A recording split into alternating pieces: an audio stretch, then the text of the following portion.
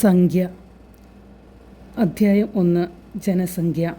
Israel ജനം ഈജിപ്തിൽ നിന്ന് പുറപ്പെട്ടതിൻ്റെ 2-ാം വർഷം 2-ാം മാസം 1-ാം ദിവസം സീനായ് മരുഭൂമിയിൽ സമാഗമ കൂടാരത്തിൽ വെച്ച് കർത്താവ് മോശയോട് കൽപ്പിച്ചു.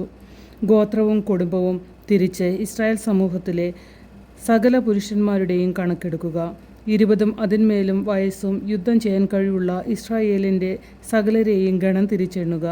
നീയും അഹ്റോനും കൂടിയാണ് കണക്കെടുക്കേണ്ടത്. ഓരോ ഗോത്രത്തിൽ നിന്നും ഒരു തലവനെ കൂടെ കൊണ്ടുപോകണം.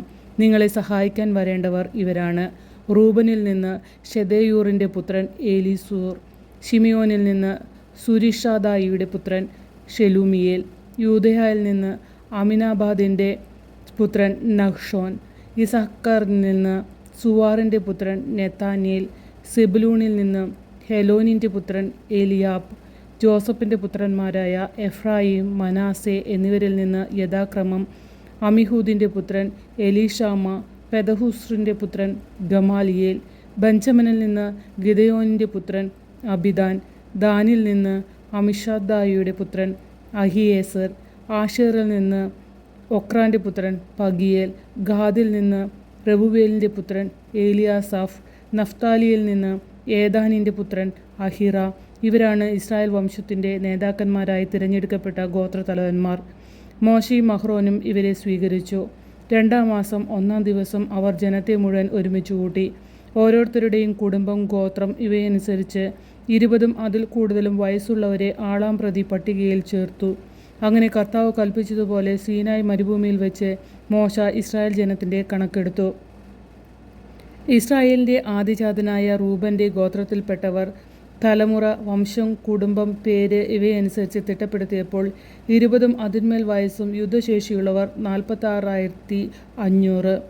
ഷിമയോൻ്റെ ഗോത്രത്തിൽപ്പെട്ടവർ തലമുറ, വംശം, കുടുംബം, പേര് ഇവയനുസരിച്ച് തിട്ടപ്പെടുത്തിയപ്പോൾ 20 അതിനുമേലും വയസ്സും യുദ്ധശേഷിയുള്ളവർ 59,300.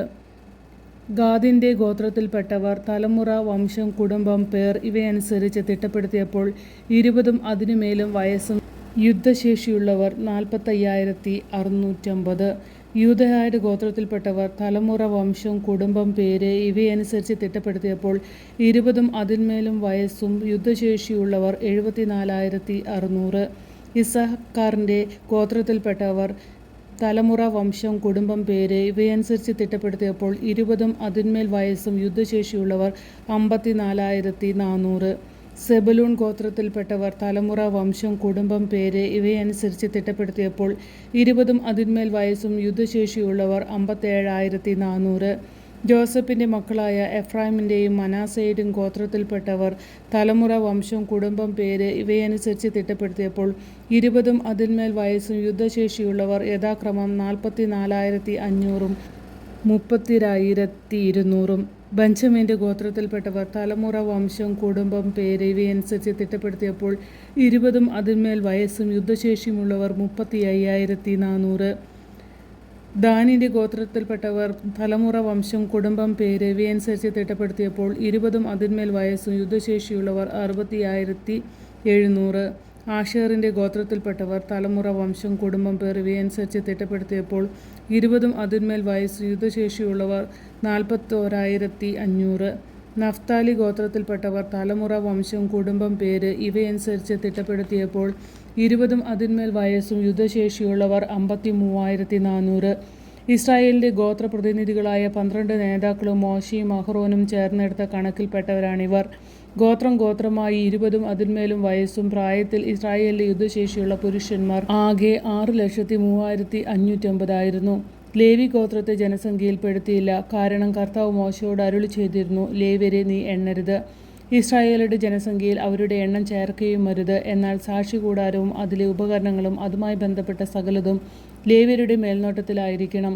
അവർ കൂടാരവും അതിലെ ഉപകരണങ്ങളും വഹിക്കുകയും അതിൽ ശുശ്രൂഷ ചെയ്യുകയും വേണം.